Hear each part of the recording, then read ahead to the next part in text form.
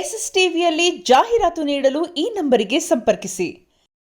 ಇಷ್ಟೆಲ್ಲ ವೆಚ್ಚ ಮಾಡಿ ಅವರು ಕೋಟ್ಯಾಂತರ ರೂಪಾಯಿ ಮಾಡಿದ್ರು, ಜನ ಬರ್ತಾ ಇಲ್ಲ, ಕಣ್ಣೀರಲ್ಲಿ ಕೈ ತೊಳಿಬೇಕಾಗುತ್ತೆ. ಒಂದು ಶೋಗೆ ಅಂದ್ರೆ ಈಗ ಏನು 5,000 ರೂಪಾಯಿಗಿಂತ ಹೆಚ್ಚು ಖರ್ಚು ಬರುತ್ತೆ ಸರ್.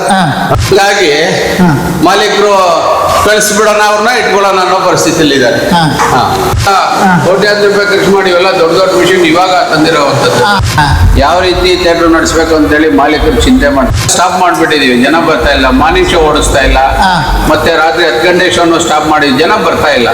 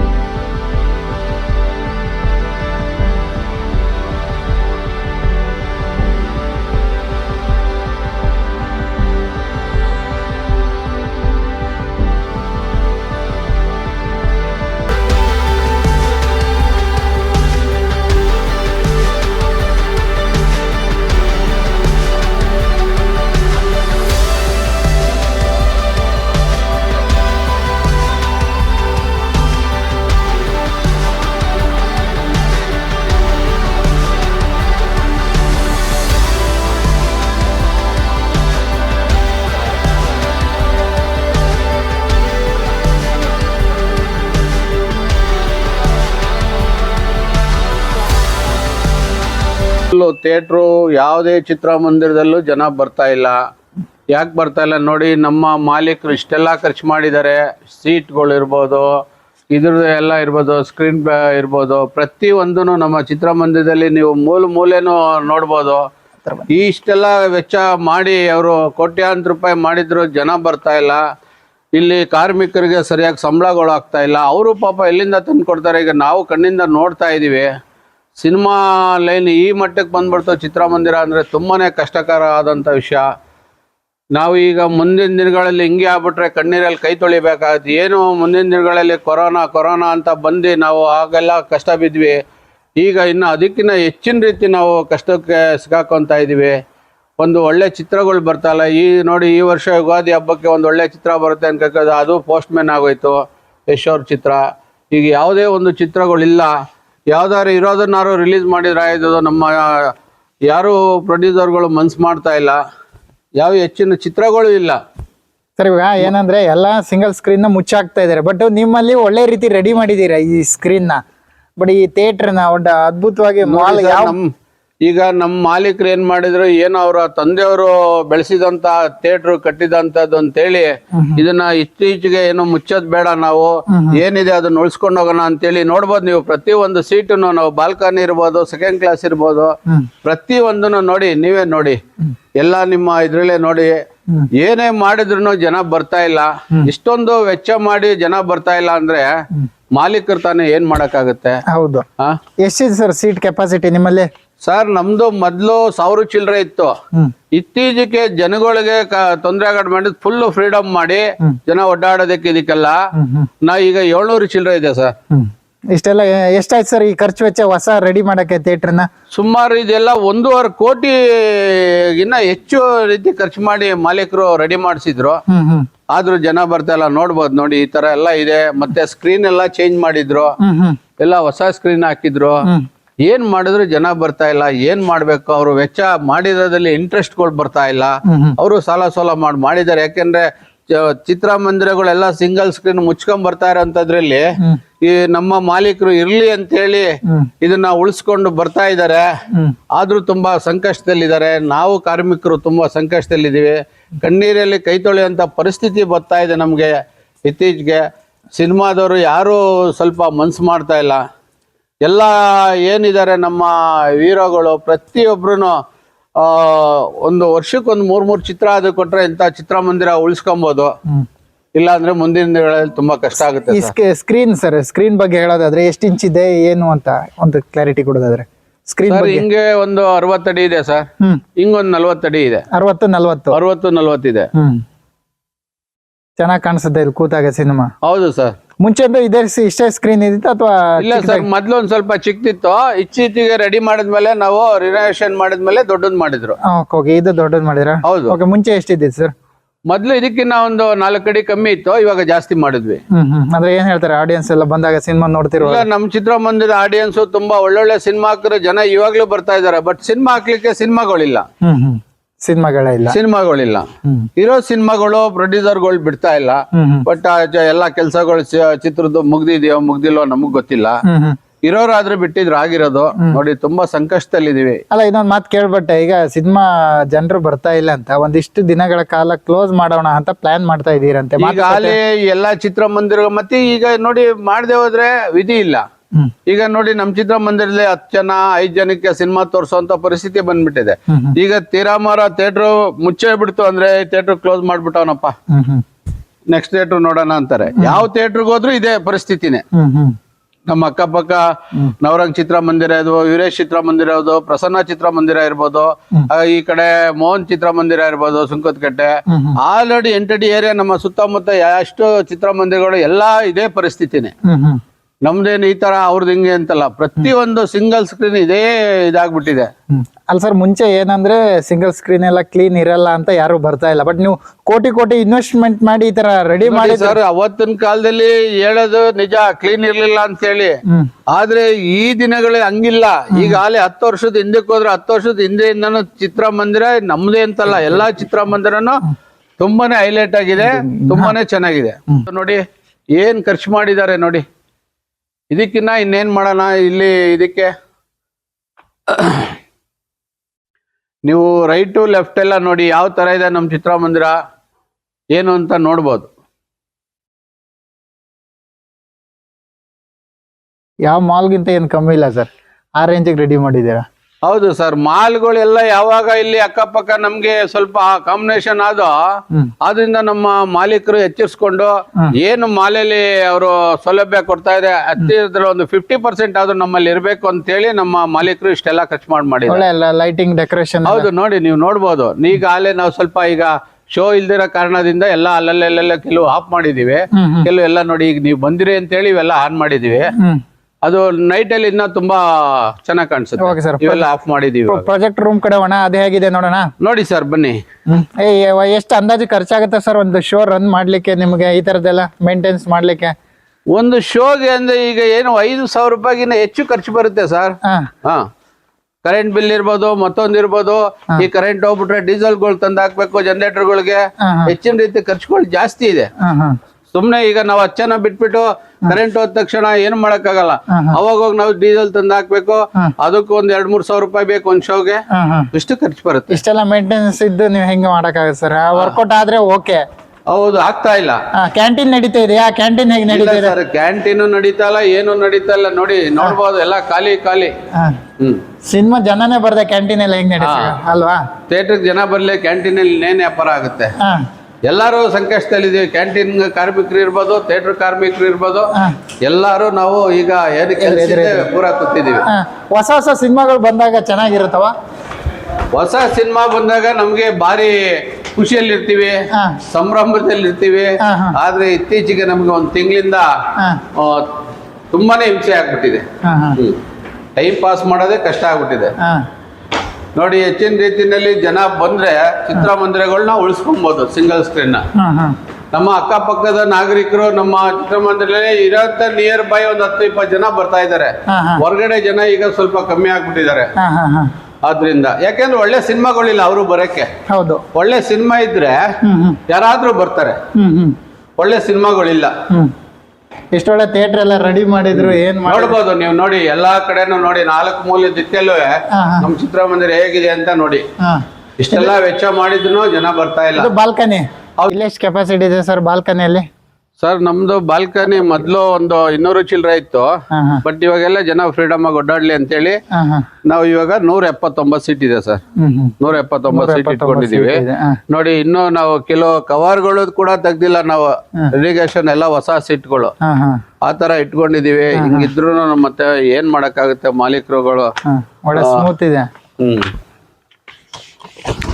ಒಳ್ಳೆ ಮೇಂಟೆನ್ಸ್ ಮಾಡಿ ಒಳ್ಳೆ ಕ್ಲೀನ್ ಆಗಿ ಮೇಂಟೈನ್ ಮಾಡಿದ್ದಾರೆ ಸರ್ ಥಿಯೇಟರ್. ಎಲ್ಲ ನೋಡಿ ಸರ್ ಎಲ್ಲಾನು ಕ್ಲೀನಿಂಗು ಅಷ್ಟೇನೆ. ಹಾ. ಕ್ಲೀನಿಂಗ್ ಅಲ್ಲಿ ಎಲ್ಲ ನೀಟಾಗಿದೆ.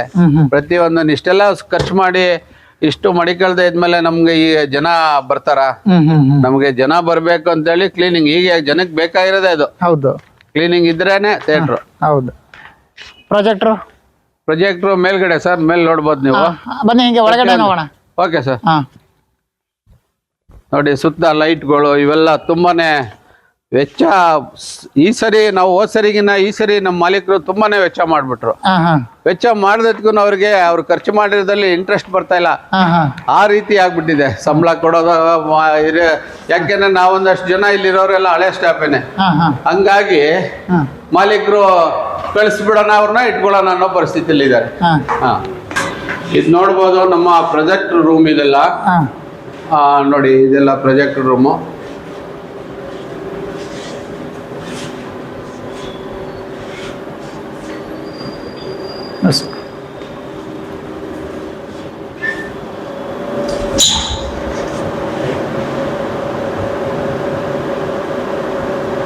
ಇದು ಇದ್ರ ಬಗ್ಗೆ ಎಕ್ಸ್ಪ್ಲೈನ್ ಮಾಡ್ತೀರಾ ಒಂದು ಸ್ವಲ್ಪ, ಇಲ್ಲಿಂದ ಹೆಂಗೆ ಸಿನಿಮಾ ಇದು ಬರುತ್ತೆ ಅನ್ನುವಂಥದ್ದು ಅದ್ರ ಬಗ್ಗೆ?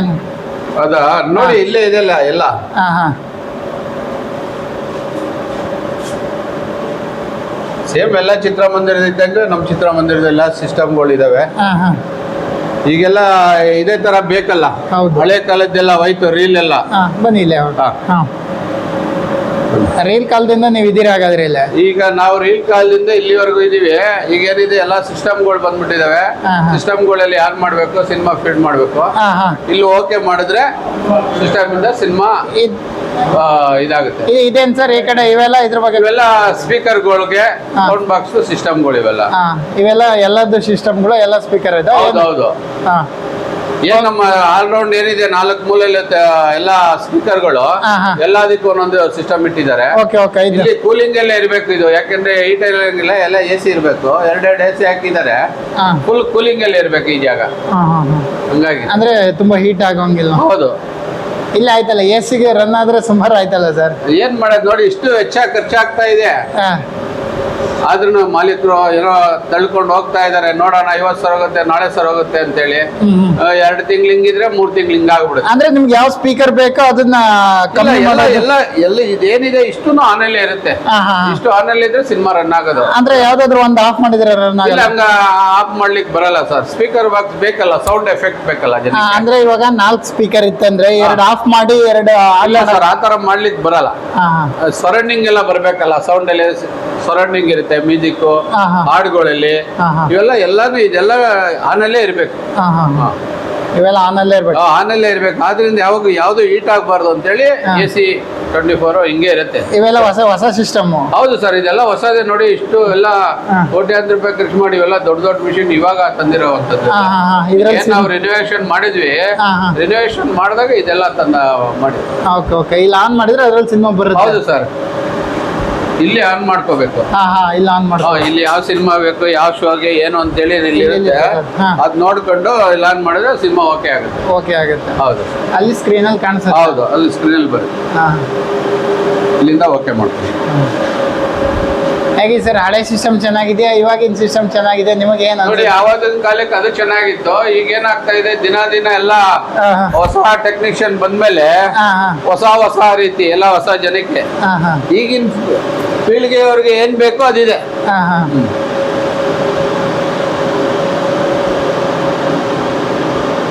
ಸರ್ ಇವರೆಲ್ಲ ಯಾರು ಮಾಲೀಕರ?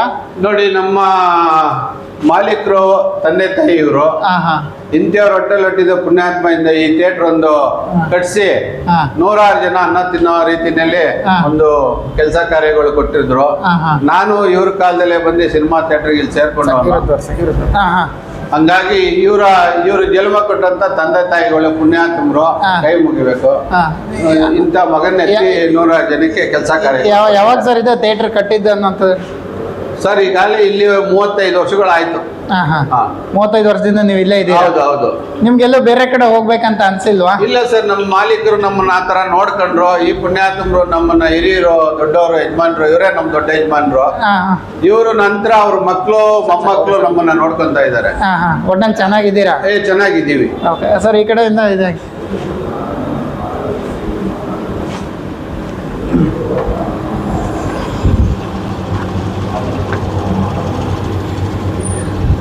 ಇದು ಎಕ್ಸಿಟ್ ನಿಮ್ಮದು? ಎಕ್ಸಿಟ್. ಅದೇ ಸರ್, ಇಷ್ಟು ರನ್ ಆಗೋಕ್ಕೆ ಇಷ್ಟು ಮಾಮೂಲಿ ಬೇಕಂದ್ರಲ್ವಾ, ಒಂದು ಶೋ ರನ್ ಮಾಡೋಕ್ಕೆ ಒಂದಿಷ್ಟು ಅಮೌಂಟು ಎಷ್ಟು ಬೇಕಂದ್ರಿ? ಈಗ ಒಂದು ಶೋ ರನ್ ಮಾಡ್ಲಿಕ್ಕೆ ಸುಮಾರು ಕರೆಂಟ್ ಹೋದ್ರೆ ಒಂದು 5,000 ರೂಪಾಯಿ ಖರ್ಚು ಬರುತ್ತೆ. ಅಕಸ್ಮಾತ್ ಆಗಿಲ್ಲ, ಅದು ಅಷ್ಟು ವರ್ಕೌಟ್ ಆಗಿಲ್ಲ ಅಂದಾಗ ಏನು ಮಾಡ್ತೀರಿ ಸರ್? ಈಗ ಏನು ಮಾಡ್ಲಿಕ್ಕೆ ಆಗಲ್ಲ ಸರ್. ಈಗ 10 ಜನ ಬಂದ್ರು, ಈಗ ನೋಡಿ ಇವಾಗ ಒಂದು 10 ಜನ ಇದ್ದಾರೆ. ಈಗ ನಾವು ರನ್ ಮಾಡ್ತಾನೆ ಇದೀವಿ. ಮಾಡಿಲ್ಲ ಅಂದ್ರೆ ಥಿಯೇಟರ್ ಬೀಗ ಹಾಕ್ಬಿಟ್ಟಿದ್ದಾರೆ ಅಂತಾರೆ ಜನ. ಅದು ಜನದ ಭಾವನೆಯಲ್ಲಿ ಬರಬಾರ್ದು, ಥಿಯೇಟರ್ ರನ್ ಆಗ್ತಾ ಇದೆ ಅನ್ನೋದಕ್ಕೋಸ್ಕರ ಲಾಸ್ ಆದ್ರೂ ಪರವಾಗಿಲ್ಲ ಅಂತೇಳಿ ಮಾಲೀಕರು ತಳ್ಕೊಂಡು ಹೋಗ್ತಾ ಇದ್ದಾರೆ. ಎಷ್ಟು ಜಾಗ ಇದೆ ಸರ್ ಈ ಥಿಯೇಟರ್? ಇದು ಥಿಯೇಟ್ರ್ ಮೆಜರ್ಮೆಂಟು ಸುಮಾರು ಹಿಂಗೊಂದು 80 ಅಡಿ ಇದೆ, ಹಿಂಗೊಂದು 150 ಅಡಿ ಇದೆ ಸರ್. ಜನರು ಬರ್ತಿಲ್ಲ, ಅದೇ ಪ್ರಾಬ್ಲಮ್ ಅಷ್ಟೇ. ಹೌದು ಸರ್, ಜನರದೇ ನಮ್ಗೊಂದು ಪ್ರಾಬ್ಲಮ್. ಯಾಕೆ ಜನರು ಬರ್ತಾರೆ ಸರ್, ಜನರು ಬರ್ಲಿಕ್ಕೆ ಒಂದು ಒಳ್ಳೆ ಸಿನಿಮಾ ಬೇಕು. ಒಂದು ಒಳ್ಳೆ ಸಿನಿಮಾ ಇಲ್ದೇ ಇರೋದ್ರಿಂದ ಜನರು ಬರ್ತಾ ಇಲ್ಲ. ನಮ್ಮ ಚಿತ್ರಮಂದಿರದಲ್ಲಿ ಯಾವುದೇ ಒಂದು ಸಿನಿಮಾ ಹಾಕಿದ್ರು ಒಳ್ಳೆ ಜನ ಬರ್ತಾ ಇದ್ದಾರೆ. ಇತ್ತೀಚೆಗೆ ಒಂದು ಒಳ್ಳೆ ಸಿನಿಮಾ ಬರ್ತಾ ಇಲ್ಲ. ಆದ್ರಿಂದ ನಮ್ಗೆ ಇಷ್ಟು ಸಂಕಷ್ಟದಲ್ಲಿದ್ದೀವಿ. ಎಷ್ಟು ಜನ ವರ್ಕರ್ಸ್ ಇದ್ದೀರಾ ನೀವು ಟೋಟಲ್? ಸುಮಾರು ನಾವು ಟೋಟಲ್ ಒಂದು ಜನ, ನಾವು ವರ್ಕರ್ಸ್ ಇಲ್ಲಿ ಒಂದು 15 ಜನ ಇದ್ದೀವಿ. 15 ಜನ ಇದ್ದೀರಾ? ಹೌದು. ಅವ್ರ ಸ್ಯಾಲ್ರಿನೇ ಆಯ್ತಲ್ಲ ಸರ್?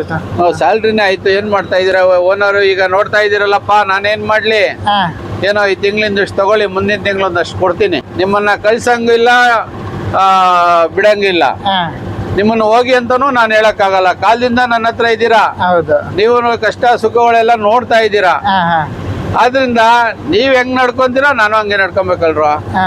ಏನೋ ನೋಡ್ರಪ್ಪ, ಮುಂದಿನ ತಿಂಗಳು ಆದಷ್ಟು ನೋಡೋಣ, ಯಾವ್ದಾದ್ರು ಒಂದು ಒಳ್ಳೆ ಸಿನಿಮಾ ಬರ್ಲಿ, ಎಲ್ಲ ಬ್ಯಾಲೆನ್ಸ್ ಸೇರ್ಸ್ಕೊಡ್ತೀನಿ ಅಂತ. ಒಳ್ಳೆ ಸಿನಿಮಾಗೋಸ್ಕರ ಕಾಯ್ತಾ ಇದ್ದೀರಾ? ಹೌದು ಸರ್. ಈಗ ಒಳ್ಳೆ ಸಿನಿಮಾ ಬಂದ್ರೆ ಓನರ್ಗೂ ಬಾಡಿಗೆ ಗಿಡ್ಗೆ ಬರುತ್ತೆ, ನಮ್ದು ಹೊಟ್ಟೆ ತುಂಬುತ್ತೆ. ಏನೋ ಕೊಡೋದು ಒಂದಿಷ್ಟು ಸ್ಯಾಲ್ರಿನಲ್ಲಿ ನಾವು ಹೊಟ್ಟೆ ತುಂಬಿಸ್ಕೊಂತ ಇದೀವಿ. ಏನ್ ಮಾಡ್ತೀರಾ, ಒಂದ್ 10,000 ಕೊಡೋದಾಗ ಒಂದ್ 5,000 ಕೊಟ್ಟಾಗ ಅಡ್ಜಸ್ಟ್ ಮಾಡ್ಕೊಂಡು ತೂಕೊಂಡು ಹೋಗ್ತಾ ಇದೀವಿ ನಾವು. ಯಾಕೆಂದ್ರೆ ನಮಗೂ ಈಗ ವಯಸ್ಸಾಯ್ತು. ಈಗ ಏನ್ ಮಾಡೋದು, ಬೇರೆ ಕಡೆ ಹೋಗಿ ಹೇಳ್ತಾರಲ್ಲ, ಎಲ್ಲೋದ್ರು ಯಜ್ಞ ನೆಲ ಕರಿಯೋದು ತಪ್ಪಲ್ಲ ಅಂತಾರಲ್ಲ, ಹಂಗೆ ಇಲ್ಲಿ ಬಿಟ್ಟು ಹೋಗಿ ಇನ್ನೊಂದ್ ಕಡೆ ಹೋದ್ರು ನಾವು ಕೆಲಸ ಮಾಡ್ಲೇಬೇಕು. ಮಾಡದೆ ಹೋದ್ರೆ ಯಾರು ಕೂಲಿ ಕೊಡಲ್ವಲ್ಲ.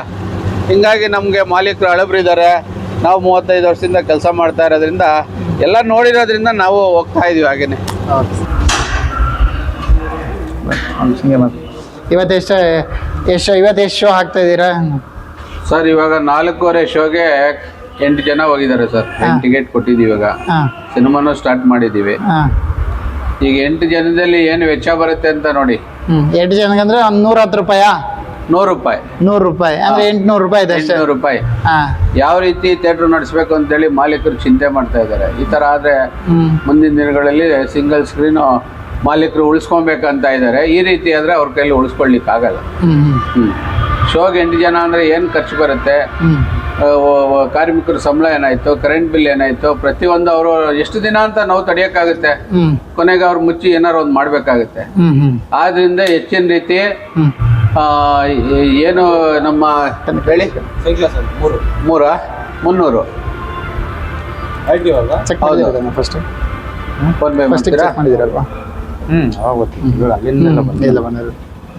ಇವಾಗ 9. ಇದೆಷ್ಟನೇ ಶೋ ಇದೆ? ನಾವು 3ನೇ ಶೋನ 4ನೇ ಶೋನ? ಇದು 2ನೇ ಶೋ ಸರ್. ನಾವು ಮಾರ್ನಿಂಗ್ ಶೋ ಈ ವಾರ ಎಲ್ಲ ಸ್ಟಾಪ್ ಮಾಡ್ಬಿಟ್ಟಿದೀವಿ. ಜನ ಬರ್ತಾ ಇಲ್ಲ. ಮಾರ್ನಿಂಗ್ ಶೋ ಓಡಿಸ್ತಾ ಇಲ್ಲ. ಮತ್ತೆ ರಾತ್ರಿ 10 ಗಂಟೆ ಶೋನು ಸ್ಟಾಪ್ ಮಾಡಿದ್ವಿ. ಜನ ಬರ್ತಾ ಇಲ್ಲ. ಇನ್ನು ಸದ್ಯಕ್ಕೆ ಸಿನಿಮಾನ ಇದು ಮಾಡ್ಬಿಡೋದು. ಏನ್ ಮಾಡ್ತೀರಾ ಸರ್? ಮುಂದಿನ ದಿನಗಳಲ್ಲಿ ಹಿಂಗೆ ಆದ್ರೆ ಕಷ್ಟ. ತುಂಬಾನೇ ಕಷ್ಟಕರ ಆದಂತ ವಿಷಯ. ಆದ್ರಿಂದ ಮಾಲೀಕರಿಂದ ಏನ್ ಮಾಡಕ್ಕಾಗತ್ತೆ? ಅಲ್ಲ, ನೀವು ನೋಡ್ದಾಗೆ 30 ವರ್ಷದ ಇತಿಹಾಸ ಅಂದ್ರಲ್ವಾ, 35 ವರ್ಷದ ನೋಡ್ದಾಗೆ ಈ ತರ ಜನರು ಬಂದಿಲ್ಲ. ಈ ತರ ಚಿತ್ರಮಂದಿರಗಳಿಗೆ ಈ ತರ ಯಾವತ್ತೂ ಕಷ್ಟ ಬಂದಿರ್ಲಿಲ್ಲ. ಇದು ನೋಡಿ, ಈಗ ಕೊರೋನಾದಲ್ಲಿ ಎಫೆಕ್ಟ್ ಹೊಡಿತು 3 ವರ್ಷ. ಮತ್ತೆ ಇವಾಗ ನೋಡಿದ್ರೆ ಇತ್ತೀಚೆಗೆ ಯಾವಾಗ್ಲೂ ವರ್ಷನೇ ತಿಂಗಳಲ್ಲಿ 6 ತಿಂಗ್ಳಿಂಗೆ 3 ತಿಂಗ್ಳಂಗೆ ಸಿನಿಮಾ ಥಿಯೇಟ್ರ್ಗಳು 3 ತಿಂಗಳು ವರ್ಷದಲ್ಲಿ 3 ತಿಂಗಳು ಅಂಥದ್ದೊಂದು ಇಂಥದ್ದೊಂದು ಸಿನಿಮಾ ಬಂದ್ರೆ ನಡೆದಿದೆ ಅನ್ಬೋದು ಅಷ್ಟೇ. ಅಲ್ಲ ಕ್ಲೋಸ್ ಮಾಡಿದ್ದು ಈಗ 12 ದಿನ 1 ತಿಂಗಳು ಕ್ಲೋಸ್ ಮಾಡಿದ್ದು ಆ ಥರದ್ದು ಏನಾದ್ರು ಇತ್ತ ನಿಮಗೆ ಗೊತ್ತಿರೋ ಮಟ್ಟಿಗೆ 35 ವರ್ಷದಲ್ಲಿ? 35 ವರ್ಷದಲ್ಲಿ ಅಂದ್ರೆ ಕ್ಲೋಸ್ ಮಾಡಿದ್ದಂದ್ರೆ ಡಾಕ್ಟರ್ ರಾಜ್ಕುಮಾರ್ನ ವೀರಪ್ಪನ ಹಿಡ್ಕೊಂಡು ಹೋದಾಗ ಅಣ್ಣವ್ರನ್ನ ಅವಾಗ ಎಲ್ಲಾ ಚಿತ್ರಮಂದಿರಗಳು ಕರ್ನಾಟಕ ರಾಜ್ಯಾದ್ಯಂತ ಬಂದ್ ಮಾಡಿದ್ ಬಿಟ್ರೆ ಮತ್ತೆ ಯಾವಾಗೂ ನಾವು ಬಂದ್ ಮಾಡಿರ್ಲಿಲ್ಲ. ಮತ್ತೆ ಕೊರೋನಾದಲ್ಲಿ ಎಫೆಕ್ಟ್ ಆಗಿ ಸ್ವಲ್ಪ ಬಂದ್ ಮಾಡಿದ್ದು. ಮತ್ತೆ ಇವಾಗ ಹೇಳ್ತಾ ಇದ್ರೆ ಒಂದ್ 12 ದಿನ ಕ್ಲೋಸ್ ಮಾಡ್ತೇವೆ ಮುಚ್ಬೇಕು ಅನ್ಕೊಂಡಿದ್ವಿ ಜನರು. ಈಗ ನೋಡಿ ಜನರು ಬರ್ತಾರೆ, ಸಿನಿಮಾ ಇಲ್ವಲ್ಲ. ಈಗ ಯುಗಾದಿ ಹಬ್ಬ ಜನರು ಎಂಜಾಯ್ ಮಾಡೋಂಥ ಟೈಮ್ ಒಂದ್ ಒಳ್ಳೆ ಸಿನಿಮಾ ಕೊಡ್ತಾ ಇಲ್ಲ. ಸಿನಿಮಾ ಇರೋನು ರಿಲೀಸ್ ಮಾಡ್ತಾ ಇಲ್ಲ. ಮತ್ತೆ ಮಾಲೀಕರು ಇನ್ನೇನ್ ಮಾಡ್ಬೇಕು? ಅದಕ್ಕೋಸ್ಕರ ಈಗ ಏನ್ ಮಾಡ್ಬೇಕು ಅಂತ ಈಗ ಮುಂದಿನ ವಾರದಲ್ಲಿ ಪುನೀತ್ ರಾಜ್ಕುಮಾರ್ದೊಂದು ಬರ್ತ್ಡೇ ರಿಲೀಸ್ ಮಾಡ್ತಾ ಇದ್ದಾರೆ, ಆಕಾಶ್ ಸಿನಿಮಾ. ಅದನ್ನ ಹಾಕದ ಅನ್ನೋ ಈಗ ಅದನ್ನ ಬಿಟ್ರೆ ಬೇರೆ ಸಿನಿಮಾನೇ ಇಲ್ಲ. ಈಗ ಅದನ್ನೇ ಹಾಕೊಬೇಕು ನಾವು.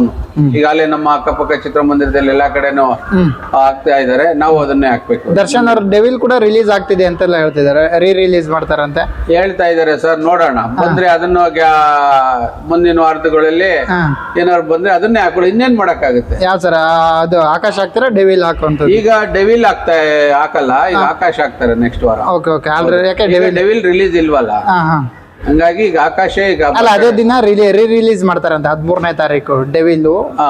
ಅದೇ ರಿಲೀಸ್ ಇದೆ ಅಂತೆ ಶುಕ್ರವಾರ ಹೇಳ್ತಾರೆ. ಹೌದಾ? ಏನೋ ಅದ್ರ ಬಗ್ಗೆ ನಮ್ಗೆ ಗೊತ್ತಿಲ್ಲ ಸರ್. ಪುನೀತ್ ರಾಜ್ಕುಮಾರ್ ಅವ್ರದ್ದು ರಿಲೀಸ್ ಇದೆ, ಆ ಸಿನಿಮಾವನ್ನು ನೆಕ್ಸ್ಟ್ ವಾರದಲ್ಲಿ ನಾವು ಹಾಕ್ತಾ ಇದ್ದೀರಾ? ಹೌದು. Okay sir, okay, thank you. SS TV cinema ಜಗತ್ತಿನ ಕ್ಷಣ ಕ್ಷಣದ ಸುದ್ದಿಯೊಂದಿಗೆ.